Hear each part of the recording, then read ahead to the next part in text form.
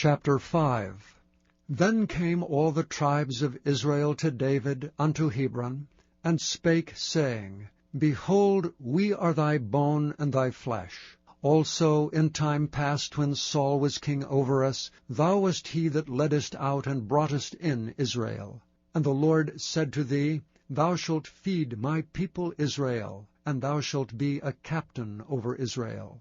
So all the elders of Israel came to the king to Hebron, and King David made a league with them in Hebron before the Lord, and they anointed David king over Israel. David was 30 years old when he began to reign, and he reigned 40 years. In Hebron he reigned over Judah 7 years and 6 months, and in Jerusalem he reigned 33 years over all Israel and Judah. And the king and his men went to Jerusalem unto the Jebusites, the inhabitants of the land, which spake unto David, saying, Except thou take away the blind and the lame, thou shalt not come in hither, thinking David cannot come in hither. Nevertheless David took the stronghold of Zion, the same is the city of David. And David said on that day, Whosoever getteth up to the gutter, and smiteth the Jebusites, and the lame and the blind, that are hated of David's soul, he shall be chief and captain. Wherefore they said, The blind and the lame shall not come into the house. So David dwelt in the fort, and called it the city of David.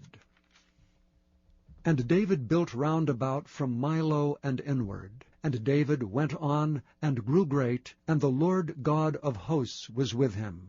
And Hiram king of Tyre sent messengers to David, and cedar trees, and carpenters, and masons, and they built David an house. And David perceived that the Lord had established him king over Israel, and that he had exalted his kingdom for his people Israel's sake. And David took him more concubines and wives out of Jerusalem, after he was come from Hebron. And there were yet sons and daughters born to David. And these be the names of those that were born unto him in Jerusalem, Shammua, and Shobab, and Nathan, and Solomon, Ibhar also, and Elishua, and Nepheg, and Japhira, and Elishama, and Eliada, and Eliphalet.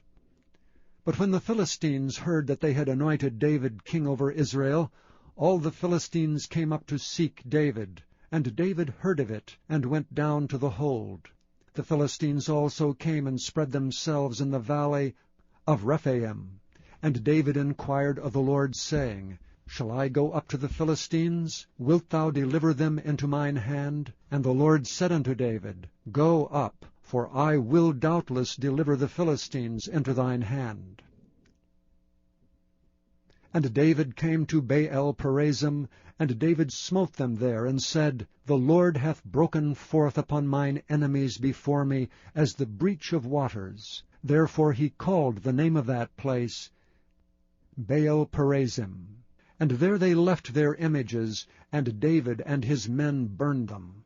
And the Philistines came up yet again, and spread themselves in the valley of Rephaim. And when David inquired of the Lord, he said, Thou shalt not go up, but fetch a compass behind them, and come upon them over against the mulberry trees. And let it be so, when thou hearest the sound of a going in the tops of the mulberry trees, that then thou shalt bestir thyself, for then shall the Lord go out before thee to smite the host of the Philistines. And David did so, as the Lord had commanded him, and smote the Philistines from Geba until thou come to Gezer.